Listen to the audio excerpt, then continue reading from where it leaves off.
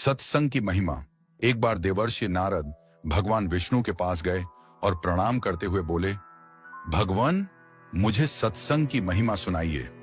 भगवान मुस्कुराते हुए बोले, नारद, तुम यहां से आगे जाओ, वहां इमली के पेड़ पर एक रंगीन प्राणी मिलेगा। वह सत्संग की महिमा जानता है, वही तुम्हें समझाएगा। नारद जी खुशी खुशी इमली के पेड़ के पास गए और गिरगिट से बातें करने लगे।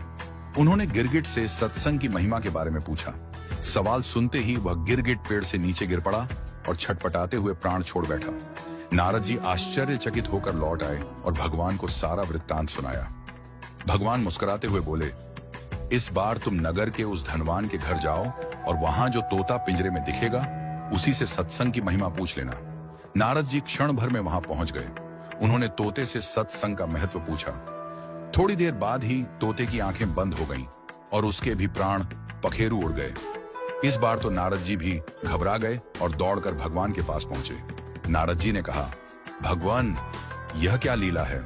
क्या सत्संग का नाम सुनकर मरना ही सत्संग की महिमा है? भगवान हंसते हुए बोले, यह बात भी तुम्हें जल्द ही समझ आ जाएगी। इस बार तुम नगर के राजा के महल में जाओ और उसके नवजात पुत्र से अपना प्रश्न पूछो। नारद जी थर थर कांपने लगे और बोले, अभी तक तो पक्षी ही अपने प्राण छोड़ रहे थे। इस बार यदि वह नवजात राजपुत्र मर गया तो राजा मुझे जीवित नहीं छोड़ेगा। भगवान ने नारद जी को अभयदान दिया।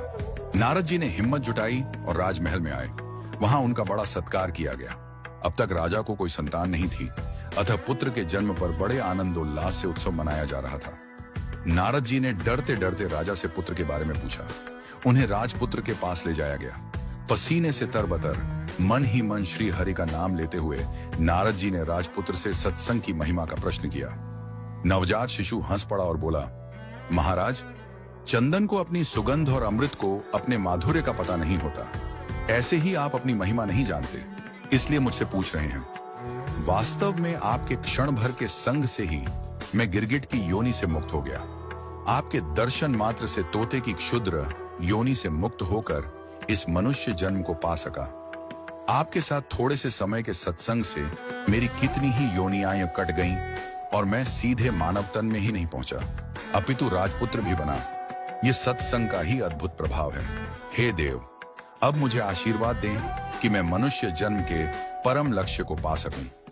और बालक ने भगवान का नाम जपा, ओम नमो भगवते वासुदेवाय। भगवान विष्णु दूर वैकुंठ में मुस्कुरा रहे थे। उनकी मुस्कान में यह संदेश छिपा था, जितना समय तुम भगवान और भक्तों की संगति में बिताओगे, उतना ही जल्दी तुम्हारे भीतर का अंधकार मिटेगा। सत्संग वह प्रकाश है जो जीवन का मार्ग बदल देता है।